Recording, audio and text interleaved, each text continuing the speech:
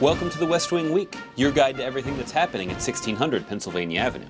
This week, July 16th to the 22nd, or A Sensible Midwesterner. On Friday, before leaving on a family vacation to Acadia National Park in Maine, the president spoke to the American people about a new cap that was placed on the leaking BP oil well in the Gulf of Mexico. Though visibly stopping the leaking oil, the president cautioned against over-optimism. It is our responsibility to make sure that we're taking a prudent course of action and not simply looking for a short-term solution that could lead to even greater problems down the road. And on Monday, President Obama spoke up for unemployed Americans, criticizing a partisan minority in the Senate for refusing to extend emergency benefits to millions of Americans still looking for work. It's time to stop holding workers laid off in this recession hostage to Washington politics. It's time to do what's right, not for the next election, but for the middle class. The president also made time on Monday to congratulate WNBA champs the Phoenix Mercury on their second championship in 3 years. And I want to thank you for setting a wonderful example because I live with three tall, good-looking women who are quite competitive and push me around under the boards all the time. But I want Malia and Sasha to know that there is absolutely no contradiction between women who are beautiful and healthy and contributing and good athletes and competitive.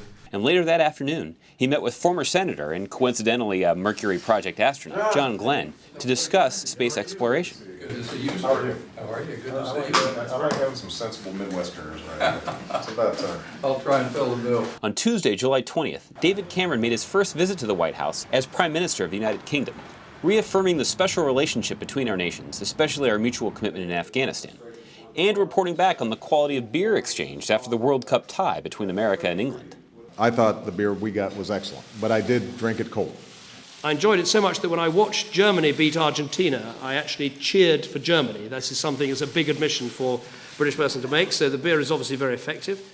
But what you said, Barack, though, about British and American soldiers fighting together, sometimes dying together, serving together, is absolutely right, and we should never forget that. Whether it's on the beaches of Normandy, whether it's in Korea, whether in Iraq, or whether now in Afghanistan. On Wednesday, July 21st, the president signed the historic Wall Street Reform and Consumer Protection Act into law at the Reagan Building in Washington, D.C., ushering in a new era of accountability for Wall Street that will prevent a financial crisis like the one we've experienced from ever happening again.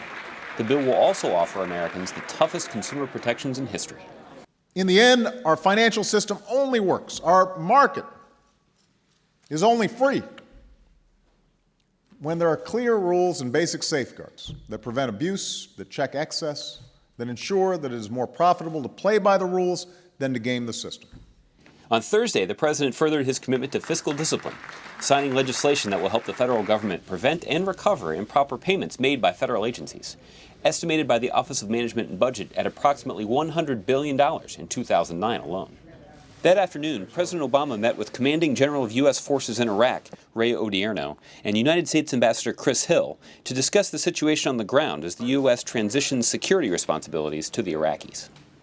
At the end of the day, Congress finally passed legislation to offer emergency unemployment benefits to Americans who've been looking for work and whose benefits had been repeatedly blocked by Republicans in Congress. There we go. All right. Let's give some people some help around the country. To find out more information on any of these topics or to see complete videos of these events, go to whitehouse.gov. And thanks again for checking out your West Wing Week.